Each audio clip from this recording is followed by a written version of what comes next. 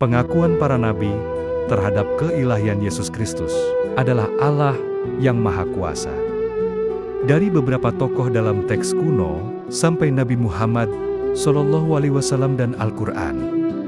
Sejak zaman kuno, berbagai nabi dan beberapa tokoh dalam tradisi berbeda telah menyampaikan penglihatan dan pesan tentang sosok ilahi yang akan datang atau telah hadir sebagai manusia.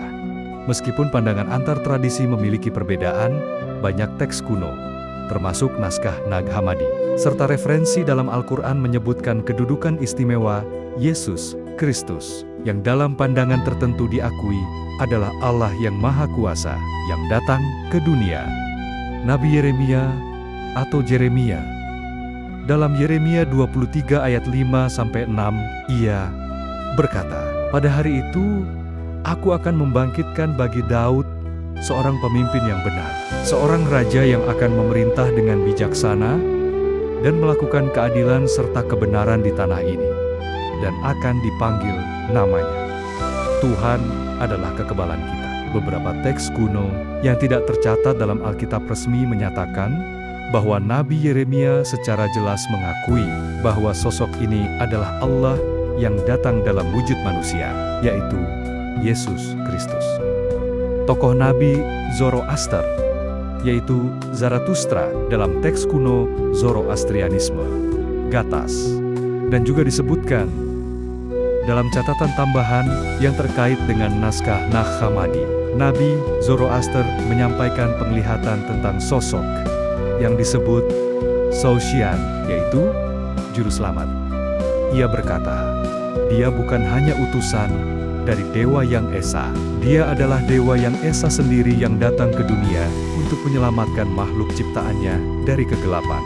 Dia akan membawa cahaya yang menghancurkan segala bentuk kejahatan. Pengakuan dalam naskah Nag Hammadi. Naskah Nag Hammadi, yaitu kumpulan teks kuno yang ditemukan pada tahun 1945.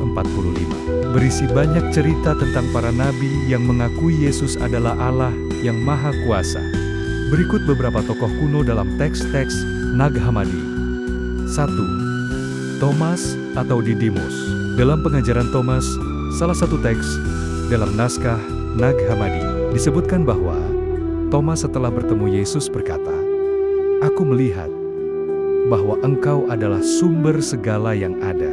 Langit dan bumi berasal dari Engkau, dan Engkau adalah Allah yang telah ada sejak awal dan akan ada selama-lamanya.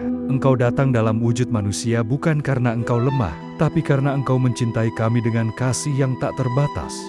2. Filipus. Dalam kitab Filipus, ia menyatakan, para nabi sebelum kita telah melihatnya dalam penglihatan mereka, tahu bahwa Tuhan akan datang ke dunia dalam wujud manusia. Dia adalah Yesus. Dia yang mereka nantikan.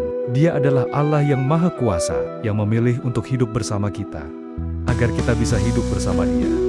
Dalam penglihatan nabi dari Laut Tengah, seorang nabi kuno berkata, dia memiliki kekuatan untuk menciptakan dan menghancurkan, untuk menyembuhkan dan menghidupkan kembali. Ia adalah satu dengan Sang Pencipta, dan tidak ada perbedaan antara Dia dan Allah yang Maha Kuasa. Bersambung. Pengakuan dalam teks kuno lainnya.